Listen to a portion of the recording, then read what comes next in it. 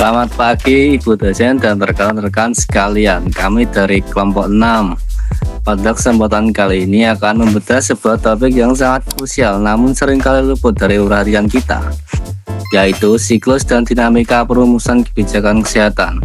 Nah, kita sering melihat aturan kesehatan seperti kewajiban vaksinasi atau aturan jaminan kesehatan nasional muncul begitu saja di masyarakat. Namun, tahukah rekan-rekan bahwa di balik proses kebijakan terdapat proses panjang yang melibatkan identifikasi masalah yang rumit, perdebatan para ahli hingga negosiasi politik yang tajam.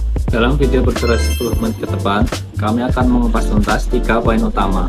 Yang pertama, bagaimana sebuah kondisi kesehatan berubah menjadi isu kebijakan, dan yang kedua, apa saja dimensi dan karakteristik masalah kesehatan yang membuatnya sulit pecahkan, dan yang ketiga yaitu bagaimana tahapan formal dalam perumusan kebijakan mulai dari penyusunan agenda hingga pengesahan secara hukum.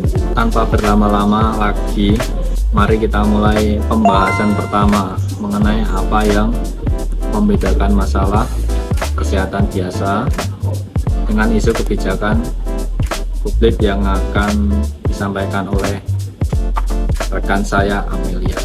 Sebelum kita masuk ke dalam pemaparan mengenai instrumen dan dasar kebijakan kesehatan, penting bagi kita untuk meninjau dinamika kesehatan publik saat ini. Pada bulan April 2026 ini, terdapat 3 isu strategis yang menjadi representasi dari implementasi regulasi kesehatan di Indonesia. Pertama, pemberlakuan kebijakan Nutri-Level pada produk pangan olahan, yang merupakan manifestasi dari upaya promotif dan preventif pemerintah. Kedua, perluasan jangkauan screening kesehatan nasional bagi 136 juta warga sebagai bentuk transformasi layanan primer.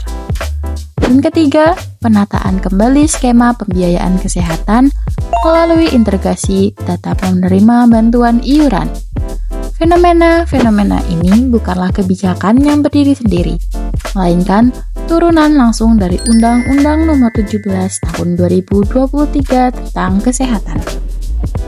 Melanjutkan hal tersebut, saya, Amelia, akan membedah mengapa masalah kesehatan itu sangat rumit, atau yang disebut dengan wicked problems.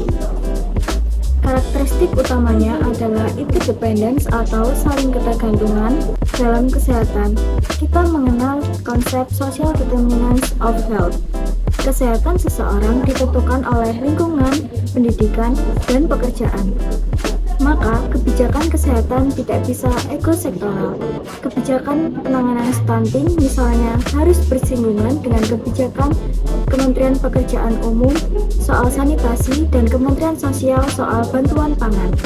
Karakteristik kedua adalah subjektivitas. Sebuah kebijakan kesehatan seringkali tidak memiliki solusi tunggal yang memuaskan orang. Contohnya, kebijakan kenaikan pangan, minuman bermanis. Bagi ahli gizi, ini adalah kemenangan medis. Bagi pengusaha minuman, ini adalah ancaman ekonomi. Bagi masyarakat menengah ke bawah, ini bisa dianggap sebagai kenaikan harga beban hidup. Terakhir, masalah kesehatan bersifat dinamis, penyakit terus berevolusi, teknologi medis terus berkembang, dan ekspektasi masyarakat terus meningkat. Apa yang dianggap sebagai layanan kesehatan standar 10 tahun lalu, sekarang dianggap tidak layak. Dinamisme ini memaksa kebijakan kesehatan untuk terus adaptif dan tidak boleh kaku. Selanjutnya akan dilanjutkan oleh rekan saya, Bunga. Saya Bunga, izin melanjutkan yang tadi. Setelah mengidentifikasi masalah masuk ke agenda settingnya, di mana di tahap ini memiliki seleksi yang berat karena keterbatasan sumber daya pemerintah. Isu yang berhasil masuk ke agenda nasional biasanya memiliki urgensi yang sangat tinggi, dukungan politik yang kuat, atau tekanan masif dari media masyarakat. Langkah berikutnya adalah formulasi kebijakan. Ini adalah tahap teknonasis di mana para ahli, birokrat, dan akademisi merancang alternatif solusi. Di sini dilakukan analisis mendalam seperti cost benefit analysis. Untuk memprediksi dampak dari setiap pilihan kebijakan, tim perumus harus mampu menjawab instrumen apa yang paling efektif, seperti apakah melalui regulasi yang ketat, pemberian inisiatif, atau edukasi publik. Dan hasil dari tahap ini adalah draft rancangan peraturan yang telah melalui uji akademis dan kajian komprehensif yang selanjutnya akan dilanjutkan oleh rekan saya bernama Fitra. Saya Fitra. Draft yang sudah diformulasikan tidak akan memiliki kekuatan hukum tanpa tahap adopsi atau legitimasi. Legitimasi ini adalah fase yang sangat politis, di mana rancangan tersebut dibawa ke hadapan lembaga legislatif atau DPR, atau lembaga eksekutif untuk disahkan menjadi undang-undang atau peraturan pemerintah. Di balik proses ini, terdapat peran berbagai aktor kebijakan. Ada aktor resmi seperti Kementerian Kesehatan dan DPR yang memiliki otoritas konstitusional. Namun, terdapat pula aktor tidak resmi yang sangat berpengaruh, yaitu kelompok kepentingan atau interest group. Mereka mencakup organisasi profesi medis, asosiasi industri farmasi, serta lembaga swadaya masyarakat hingga organisasi internasional seperti WHO. Setiap aktor membawa kepentingan masing-masing, dan kebijakan yang lahir merupakan hasil negosiasi serta kompromi di antara berbagai kekuatan tersebut. Selanjutnya akan dilanjutkan oleh rekan saya, yaitu Kinar. Sebagai penutup, saya Kinar Yosi akan mengilustrasikan tahap-tahap tersebut melalui contoh Jaminan Kesehatan Nasional atau JKN. Berawal dari masalah tingginya biaya kesehatan, isu ini didorong masuk ke agenda pemerintah melalui desakan sosial dan politik.